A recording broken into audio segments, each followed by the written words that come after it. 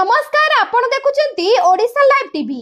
कुकुड़ा पोड़ारू bike जबत एभली घटना घटी मयूरभंज जिलार। आसतु नजर पकाइबा मयूरभंज जिलारू एही रिपोर्ट उपरे। सूचना अनुसार मयूरभंज जिला खुंटा थाना आरपोटा ग्राम निकट जंगल रे आज कुकुड़ा लड़ाई हेउथिबा बेले पुलिस चढ़ाऊ करी 9टी बाइक और 3टी साइकेल जबत करिछि।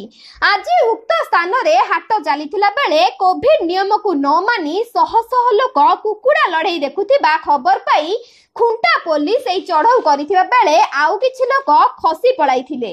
पुलिस बाइक और साइकेल जबत करी तदंत जारी रखिथिबा खुंटा थाना अधिकारी कहिसंती।